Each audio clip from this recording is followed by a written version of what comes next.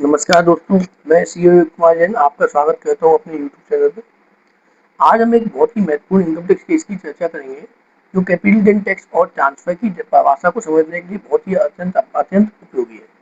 ये मामला है commissioner of income tax Delhi circle 3 versus Shri Rajendra Kumar Gupta ji. इसमें दिल्ली हाईकोर्ट ने स्पष्ट किया कि हर प्रकार के अधिकारों में परिवर्तन या कमी को ट्रांसफर नहीं माना जा सकता। इस केस के जो फैक्ट हैं वो बहुत अच्छे और हमारे लिए बहुत ही समझने के लिए बहुत अनिवार्य है। हमारे जो भी प्रोफेशनल कैपिटल गन के केस में को देखते हैं, उनके लिए जजमेंट मील का पत्थर साबित हो सकता है। केस के तथ्य इस प्रकार से हैं। आयकर विभाग का मानना था कि एसएससी के द्वारा किए गए एक विशेष ट्रांजैक्शन के कारण उसकी संपत्ति में मौजूद अधिकार समाप्त हो गए थे। विभाग ने सेक्शन 247 का सहारा लेते हुए कहा कि यह एक ट्रांसफर है और इसलिए सेक्शन 45 के तहत कैपिटल गेन टैक्स लगाया जाना चाहिए। लेकिन एसएससी ने इस बात का विरोध किया और मामला आईटीएटी तक जा पहुंचा। आईटीएटी ने एसएससी के पक्ष में निर्णय देते हुए कहा कि इस मामले में अधिकारों का कोई भी ऐसा वास्तविक या कानूनी रूप से मान एक्सटिंग्विशमेंट नहीं हुआ है जिसे ट्रांसफर माना जा सके। इस पूरे केस में जो दो मुख्य सवाल थे वो ये थे कि क्या केवल अधिकारों में कमी या परिवर्तन होने से उसे ट्रांसफर माना जाएगा, क्या बिना वास्तविक ओनरशिप छोड़े कैपिटल गेन टैक्स लगाया जा सकता है।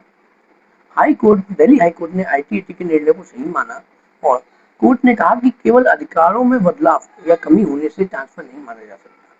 ट्रांसफर तभी माना जाएगा जब अधिकार वास्तव में समाप्त हो जाए, संपत्ति का हित किसी भी अन्य व्यक्ति को चला जाए और ओनरशिप में वास्तविक परिवर्तन हो। यदि ऐसा नहीं होता है तो सेक्शन 45 के तहत कैपिटल गेन टैक्स नहीं लगाया जा सकता।